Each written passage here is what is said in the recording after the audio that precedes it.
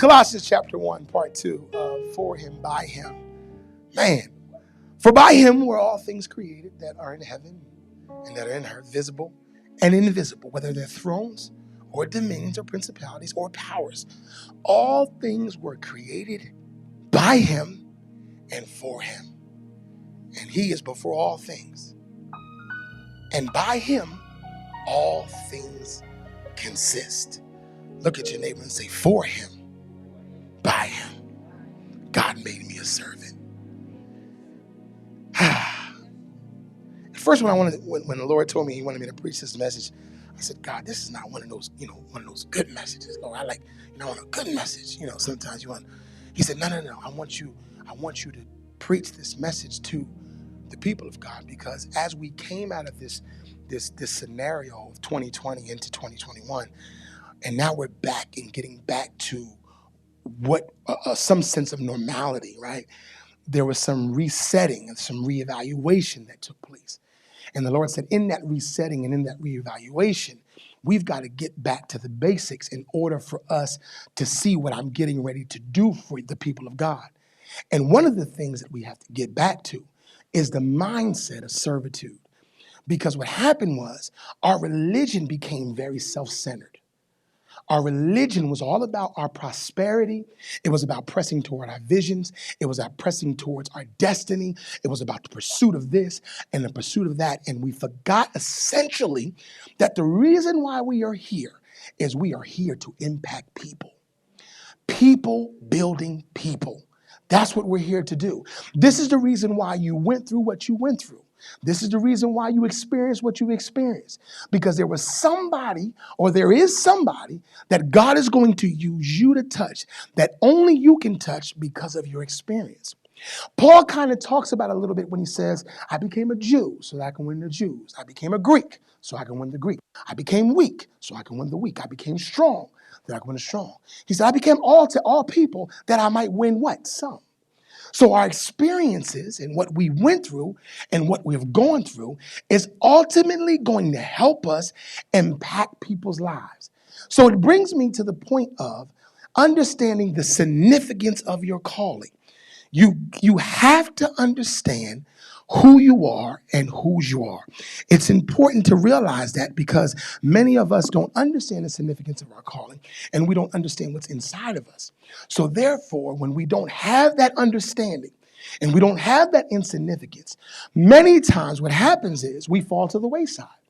It's easy for you to quit when you don't really know what's at stake. It's easy for you to throw in the towel when you don't realize that you're going to be the very person that's going to help somebody, that's going to change their whole family situation because of you, because of what you went through in your family. Because of the persecution that you felt, because you were the black sheep. You're going to find somebody who was the same black sheep that you were.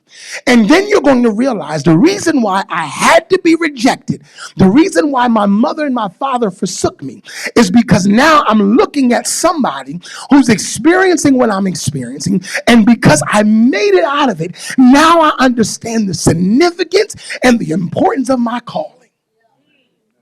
See, when you really realize that, then that is the basis of my servitude.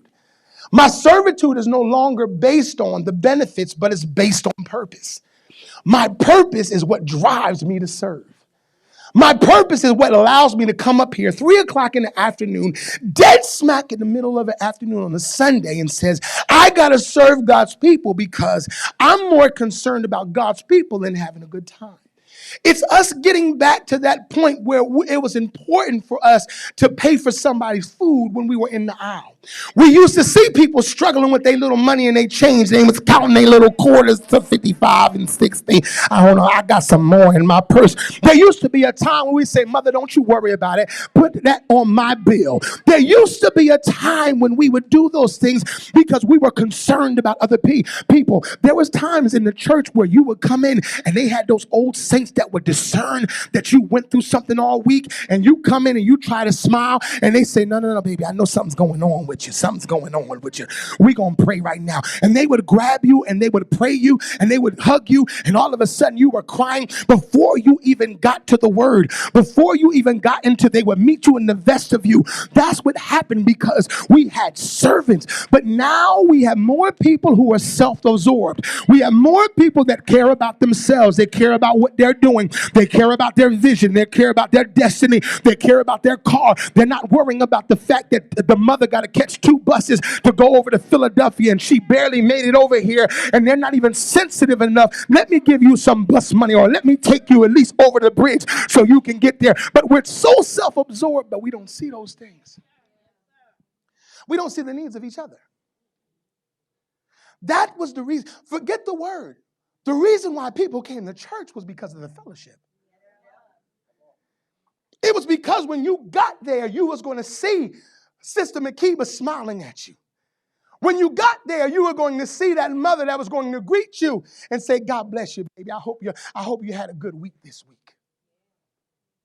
But because our religion has changed to being self-absorbed, to being about you and yours and your destiny and your purpose, we forgot about the fact that it's about serving people. That my gift and my calling is to help you be better. Ooh. My anointing on the inside of me is to edify you. Why does he allow me to operate in the prophetic? Does he operate in evangelism, operating in the preaching and the teaching? Why does he do that? Is that because I want to get a jet? No, it's not about a jet. It's not about me coming in telling you to put all white when I come in there or I honorarium. It has nothing to do with that. It has to do when I come into the house of God, somebody's life is changed. I don't know what happened. We got gifted and we got called. We got charisma. We smell good now. We wearing Creed cologne. We're looking real good and sharp. All of these things, and we have forgot the whole purpose of why we're here. And we are creating a generation that is following after that. Where are the servants at? Where are the people behind the scene that don't even want to be seen but want to bless you? Where are the people that used to give you $20 and you didn't even know why? They put it in your hand, says, here, baby, go and take this right here. Get you some lunch. Where are those people? Where are those people that would send you a text and say, something dropped in my spirit, I'm praying for you? Those are the servants of the Most High God. So God said, remind them. Let's get back to servitude. So when we understand being a servant, we realize the significance of our calling is very important, and understanding that is very important. Being able to comprehend who you are and who you belong to is essential for the positioning in the kingdom of God. The enemy's plan, woman of God, the enemy's plan is to make you feel insignificant. He causes us our insecurities and some of the things that we struggle with in our low self-esteem. He causes those things to be at an all point, at a high, so that we don't realize that we are called and we're chosen by God. This is the reason why we struggle working with each other, because of the insecurities and inadequacies that we have. So now I'm not looking and I'm not confident in the calling I'm having. So now I'm in competition with Sister Cherie. Why am I in competition? I was asking my wife this. I said, you know what's funny? I'm not in competition with no preacher. I found out that some preachers put themselves in these competitions. We're not in a competition on how many members we have or how many people are coming to our church. Doc, you're doing real good. It's people getting saved. I don't care about people coming to church. It's somebody's life being changed. I didn't get in this thing to compete. I got in this thing to run my race. That's the race that I'm running, and I'm trying to do what God says. It's not about, oh yeah, y'all doing big things. We're not doing nothing if ain't nobody getting saved. We're not doing nothing if nobody's life is being changed. We're not doing nothing if people are not saying, what must I do? No, we need people to be changed. We need people to go out here, and we need people to disciple. That's when we're doing something, because we want to be impactful. All right. So he wants us to be insignificant. But I want to let the devil know that you matter. Your life, your existence is not by happenstance. You're here for a purpose. You're here for a purpose. Somebody say, I'm here for a purpose. And I know many of us are trying to find out what that purpose is. Why are we here? What is the reason why you put me in the position that I'm in? Why did you call me? We're looking for these things. And then Romans chapter 8:29 reminds us that for whom he did foreknow, he did predestinate to be conformed to the image of his son, that he might be the firstborn among many brethren. Moreover, whom he did predestinate, he also called. And whom he called, he then justified. And whom he justified, he then glorified. He's talking about you. This is where my significance comes in. So now, evangelist, because I have my understanding of who I am, sweetie. Now I'm serving under purpose, and I'm not serving about whether First Lady is going to say you did a good job. See, that's the problem. We serve because we look for validation from people. I don't need validation from people.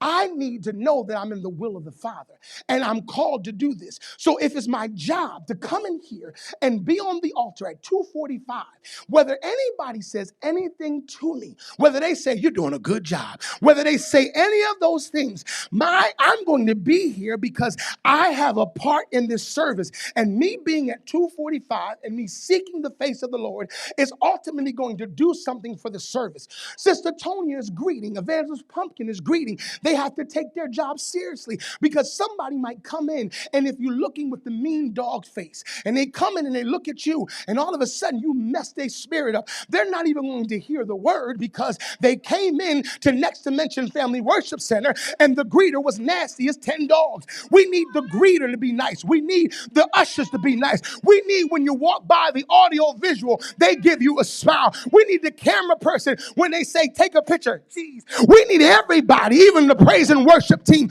because everybody plays a part in what God is doing to get us to where we are right now. So now when the word comes forth, everybody is ready because we've been serving the way God has us to serve. And now people's lives can change because we're serving in the right purpose. I'm serving in the right purpose. We're going somewhere. We're going somewhere with this. We're building a platform here and the framework that we can understand exactly what's going on. So let's go into this. Jesus says in Mark chapter 10:45, or this is what it says in Mark chapter 10:45. For even the Son of Man did not come expecting to be served. He said he didn't come expecting to be served. He said, but to serve everyone and give his life as ransom price in exchange for salvation of many. Minister Mike, I'm confused. What happened to us serving the people? Let me talk to the preachers out here. Because some reason along the line, and I'm not saying that we should not be blessed. No, we should be blessed, absolutely. We work hard, and if you're doing the right thing and you really for the people, you should absolutely be blessed. But don't you get it twisted. You are here to serve God's people. And that's what people are looking for. They're looking for some pastors and leaders that's not coming in with 25 armor bearers and you can't touch them. You got 3 people in your church and you got 25 armor bearers. And you can't even touch them at the service. And you literally got 3 members. The devil is a liar. I am here to serve God's people. I work on Sunday. You're not going to get me going into the office and hiding. No, I'm right out here because I want to greet the people that God has me to serve. Because that's what Jesus came to do. So what happened to us serving? What happened to the heart of serving? We can't even ask people stuff. I wish you would. I wish you would, Pastor. I wish you would ask me to usher. I wish you would. I really wish you would. I wish you would, Pastor. Because I'm going to tell you no. No, that ain't for me, Pastor. Nope, that ain't my ministry. That's what they say, Mom. That ain't my ministry. Well, what is then? We ain't got no ushers. We got about 1 or 2. What is your ministry? used to be a time, you remember when you were younger, we would do whatever. What do you need? Whatever you need to do. Before I preached, I cleaned.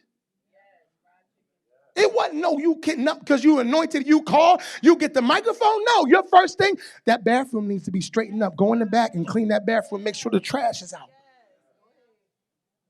Nowadays, we don't have that spirit because we're self-absorbed. We don't want to do anything. You want to know why? Because we forgot who we belong to. So God said, let me remind you again. And some of us still came out of this pandemic and we still forgot who we belong to. That's scary. That's scary for me. It's scary to watch people go right back to the stuff that they did. When all those people passed away and still are passing away, it's scary. And I'm talking about people that were close to us, went through what we went through, and we're wondering why we're here and they're not. And you go right back to doing what you were doing. That's scary. I said, God, I want to serve. I want to have the servant mindset. The servant mindset is a mentality. It's a mentality that has to be learned. It has to be understood. Philippians chapter 2, verse 5 through 8 kind of lets us know an example or says to us how we should be thinking. Because, Zane, I think the problem is somewhere along the line, our thought process is off. And what we blame it on is that's old school church. Servitude has nothing to do with tradition. Me being a servant and being available to God has nothing to do with tradition. Because not only do I have to be a servant in the walls, but I got to be a servant outside the walls. So he says, let this mind be in you, which was also in Christ Jesus, who being in the form of God, thought it not robbery to be equal with God, but made himself no reputation, and took upon the form of what? A servant. Because we don't belong to ourselves. My life is not my own. Do you want to know why many of you struggle right now? It's because you won't give up control. Many of you are struggling right now because you refuse to give up control. You're so used to doing things your way, the way you want it, that you won't give things up. And the Lord said, how can you hold on to something that doesn't belong to you? Woo! How can you hold on to something that doesn't belong to you? My career doesn't belong to me. Because essentially my career is supposed to get the glory and give God the glory. So when I'm doing what I'm doing, absolutely my career should do something that God is seeing. So my career, my success is so people can see the glory of God. My money, your car that you love so much. My son loves his car. I'm going to talk about him. I talk about all my kids. I ain't even get him yet. My son loves his car. That man loves his car. Now, let me tell you something real quick, sidebar. Just in case y'all know, I'm a jokester, and I'll get real serious. Joke, serious, joke, serious. So let me tell you about this boy. Let me say something. Let me tell you how he did. Now, you're going to drive my car. Let me tell you, he's going to drive my car, right? Oh, anytime, when he came home from school, Pops, can I drive? Yes, I'm glad you use my car. Use my car anytime I want. Y'all ready for this? I don't know where was my car. I'm not sure what happened to it. Might have been, I don't know what happened to it.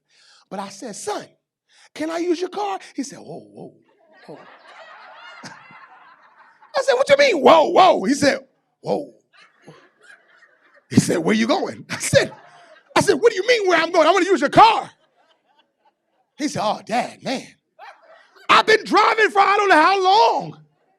He said, you want me to take you? No. I want to use your, I was just literally going down the street, y'all. 541, I was going to a little pizza place.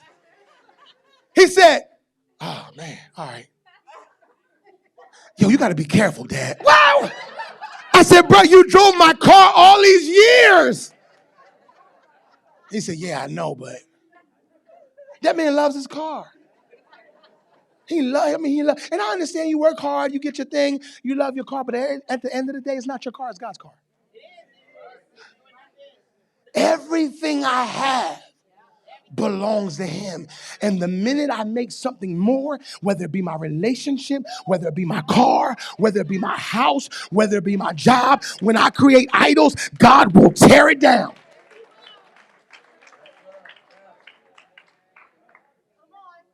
Some of us love our relationships so much. Uh-oh. Uh-oh. Let me, sister, let me go down your thing. Let me go on this way. Some of y'all, I'm sorry, Lord. The Lord told me to go this way. Some of y'all love your relationship so much. And you do things for your relationship that you won't do for God. Uh-oh. And the Lord will mess around and break that relationship up. Because God will not have no other God. Come on, Carolyn, you want $1? Because you preach it with me. No other God will have no other God before me. He won't do it. He won't do it. And many of us are creating these little gods. I'm going to tell you another one. Our children. Oh, they little gods.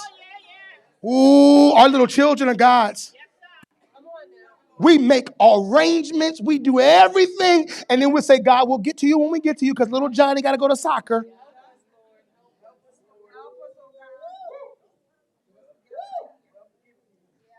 Oh, yeah. God will do it. I never forget it. I'm going to tell you that story. I never forget it. Me and my son. It was a time in my life where the only thing that was working was my son. He was going AAU. He was ranked in the nation playing basketball. And I put all my efforts into him. And because I was frustrated the way situations were going in my life. Because that was the only bright spot. Come on, can I be transparent? Things weren't working, but that was working. So I put everything into him. I was at the gym with him. I paid all my money. Was skipping church because I didn't feel like dealing with church at that time. Hot, come on, let me talk to you. I didn't feel like dealing with church. So it was easy for me to go to every AAU thing, stay away from God, because I was frustrated. He was on his way. He was playing on a team that was ranked. It was ranked like, I guess, 10 in the nation. He was on his way to AAU. And we was thinking big things because he was getting recruited by a high school that was number 17th in the nation. And so we was like, yes, here we go, we good. And we were playing, he was playing, getting ready to go a week before AAU. And he was playing, it was the fifth quarter. We had an extra quarter. And we went and he had the ball and he looked like he was going to just go out of bounds, but he went and he looked like he was going to dunk and he came down. And he said, ah. And I said, my son don't get like that. If he's hurt, he's hurt. And I said, Lord. And I went over to him and he said, I'm all right. And as I was walking away, the Lord said, you made him a God. I'm telling you, I don't know about nobody else's Jesus. I don't know about nobody else's Jesus. He said, you made him a God. And he was hurt and he had his ACL. He had an ACL injury. But we've got to be careful how we put other things before our God. Get back to servitude. Let this mind that is him be in you. What's up with your mind? Ooh. What's up with your mind? Where your mind at? You ever been in love with somebody and they ask you where your mind is? Because they know your mind ain't on them? Uh-oh. Didn't see that coming. They say, where your mind at? Because your mind ain't on me. Let this mind be in you. That you become a servant. Check this out. Your circumstances cannot dictate whether you serve or whether you don't serve. Oh, because that's another one. Because that's another one. We only serve when it's convenient for us. The minute it's not convenient or going the way we want it to go, we quit. This ain't for me. Pastor, I'm resigning from being an armor bearer. Yep. Too many trips to the store. You are too much.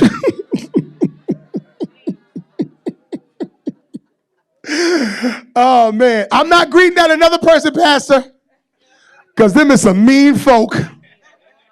I quit. Some of y'all ain't even start yet because y'all don't even want to deal with people. Servitude has nothing to do with your circumstance. Has nothing to do whether you have, because here's another one. It's too much on me right now. My job is stressing me out. I got that going on me. I'm broke right now. I just don't have no time to be serving. This is the new church. Old church, we ain't do all that. New church will tell you in a minute, nah, I'm good, Pastor, on that one. I didn't have it happen already. Hey, can you do something now? I'm good.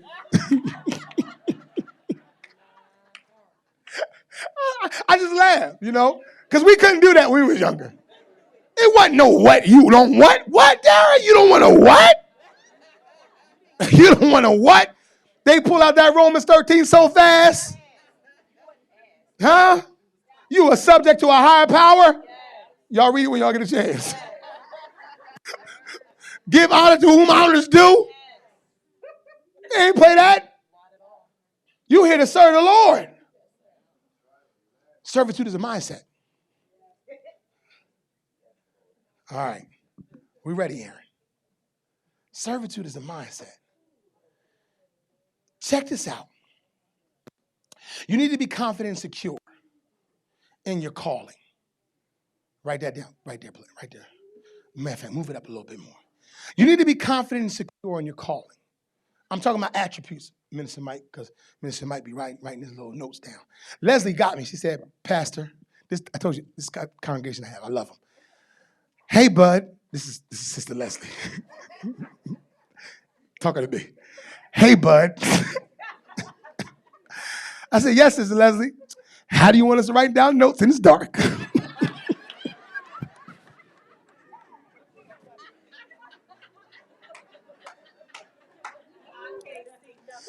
I said, Leslie, you're right. I said, put it in your phone then. Can't see a thing. I said, you got me on that one. I really can't say nothing on that one. Confident and secure in your calling. Attributes and characteristics of a servant. Got to be selflessness. Need to be humble. You got to be resilient, Michaela. You can't serve and be a quitter. Let me say it again. And that's the reason why we struggle, David, with servants today, because we got a lot of quitters. See, Mama didn't let us quit. Hey, what you mean? This not working out for you? We got kids. My daughters. No, my son couldn't, but my daughters finagle me to quit stuff. I don't like it. And they just quit. How do you quit? You can't quit. Because life, you just can't quit. You know what's so interesting, real quick, sidebar. What's interesting is this. We raise up a culture to quit and do things when life's not like that. You have to learn as men, I teach men, you got to learn to do what you don't want to do. Because 9 times out of 10 as a man, you're going to do what you don't want to do. You know what we really want to do? We really want to sit down. We don't want to be bothered by nobody. We can literally go the whole day by ourselves. We really can. And it has nothing to do with our spouse or our significant other. We love you. It's just we don't need a whole lot. Don't let us play a video game. We can play about 4 or 5 games just like that. Some of us can go fishing and not think about nothing about it. But we do what we do because that's what you learn how to do. My daddy taught me how to do that. As a man, you do what you don't want to do. So, servitude is a mentality. You got to be resilient. You got to be humble. You got to be selflessness. You got to be confident in your calling. You can't be an insecure servant. I'm going to, woman of God. This is how we do here. We talk to each other. You can't be an insecure servant. This is why y'all can't get along serving together. Because you don't know what you're called to do. So you in comparison, we competing each other, doing the same job. I've got to know what I'm called to do and stay in my lane. Stay in my lane. Got to be committed. That's another one we don't have no more. Aunt Cindy, we ain't committed to nothing. If you don't like it, you get rid of it. Am I right? I mean, if you don't like it, you get rid of it. Got to be committed. You have to be full of empathy. You have to be full of empathy if you're going to be a servant. And you got to love. Has to be a posture and a mindset. Now, come on, baby. I was praying, right? Now, y'all remember this back in the day? There used to be a time when we would do feet washing services.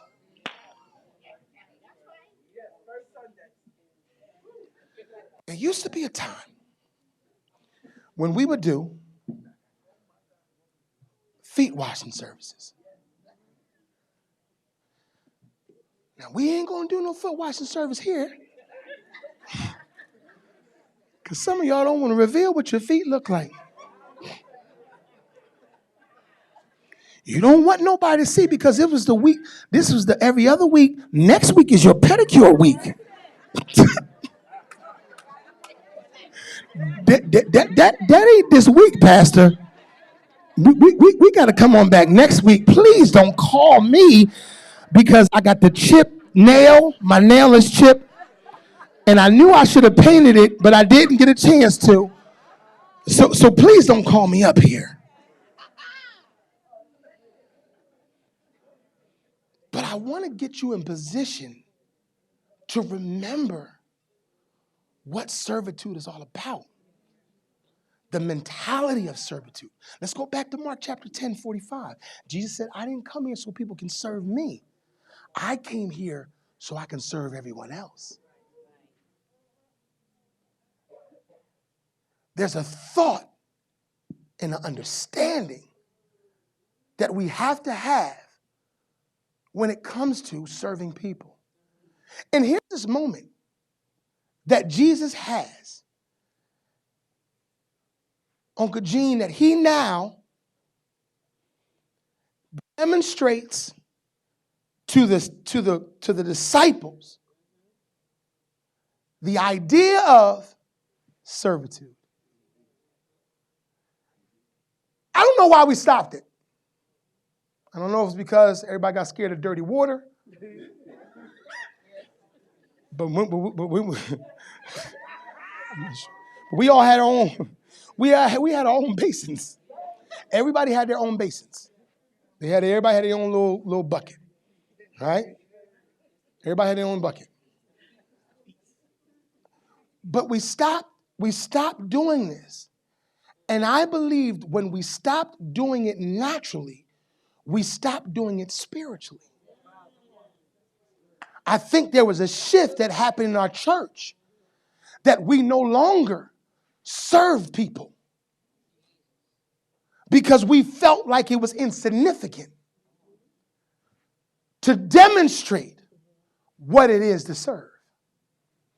So Jesus in John chapter 13, real quickly, we're going to go there. In John chapter 13,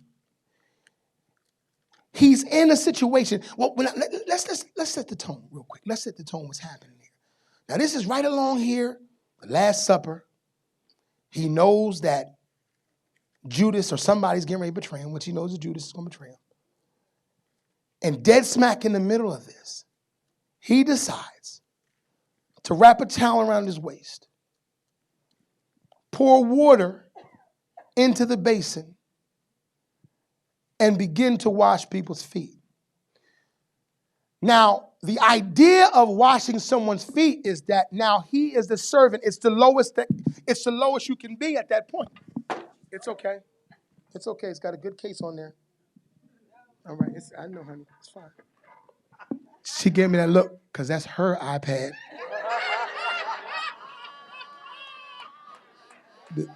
Did y'all see the look? Did you see the look? Because you are scaring me. It's okay. I'm scared. You are scaring me.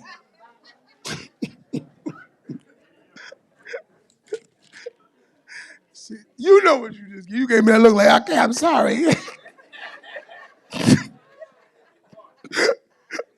I am shaking in my boots. I'm being in the car like, I didn't mean to do it, baby. Let me tell you what happened.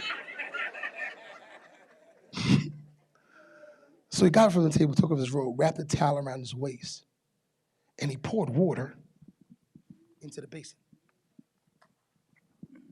Poured water. I got Jesus. Okay, all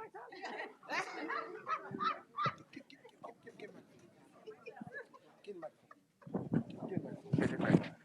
See, you can't let nobody take your job. You got to serve. I got this. All right. All right. Here we go. Yes, baby. You hold the microphone. Okay. And he poured the water in it. Now, watch this. They was all looking at him. They was all looking at him because he was getting ready to do something that they thought he shouldn't do. You're greater than that. See, that's the problem. Everybody thinks they're greater than serving. See, we got all pompous and we got a couple likes, got a couple hits, and sitting and invite us to a couple churches, sis. And now all of a sudden we got briefcases and we got all these armor bearers and everybody. Come on. And now our voice done changed. God bless you, doctor. Isn't God good? We just got off the plane and God was with us. First of all, don't nobody understand nothing you saying. You don't get it. You trying to win, almost. You trying to win jokers from the hood. Hood don't understand that. They don't understand your doctor. Who you a doctor? You went to the medical school, bro? They don't understand none of that. They don't want that. Man, they want a joker who's going to say, what's up, bro? How you doing? Pastor Craig, how you feeling, man? What's good? What? Oh, that don't mean nothing. So now you done got the Ecclesiastes and divinity school and all this type of stuff, and you exegeting. Now you want to change your voice? Nothing against it. Don't get me wrong. I love it. I love it. I used to do it all the time. I was like, and God said, yeah, it don't work all the time. It just don't work all the time. It's not for everybody's audience. Some people don't get it. I don't understand that. I'd rather you talk to me. Tell me how to be a better man. Tell me how I could be a better husband. Help me with that. Help me be a better servant. Because now, when I understand, let this mind be in you.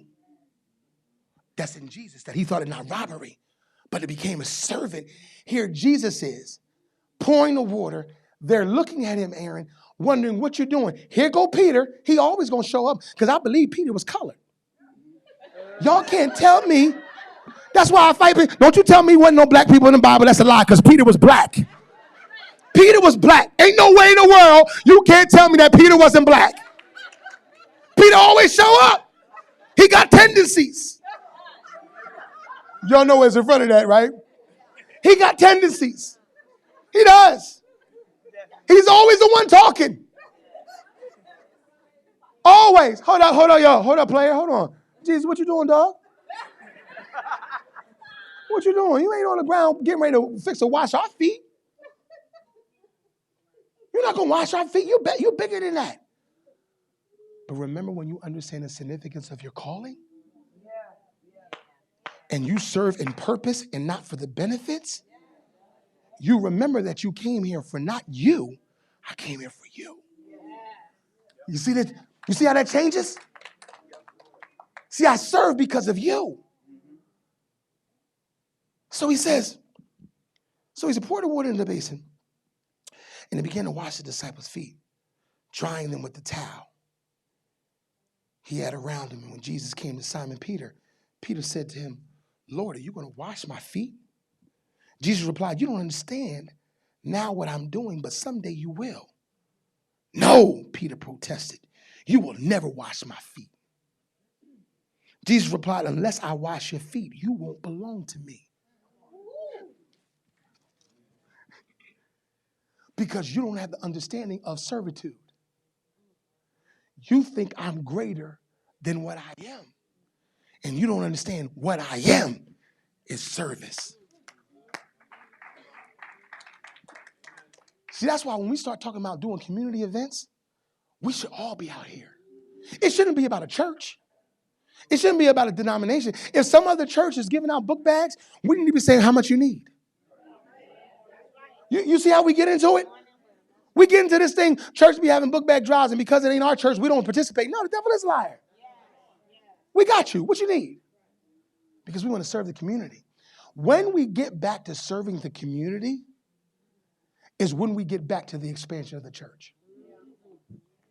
All right.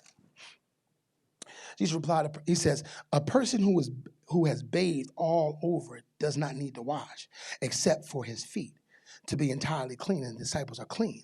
He says, but not all of you. He's talking about Judas at the time. He says, for Jesus knew who would betray him.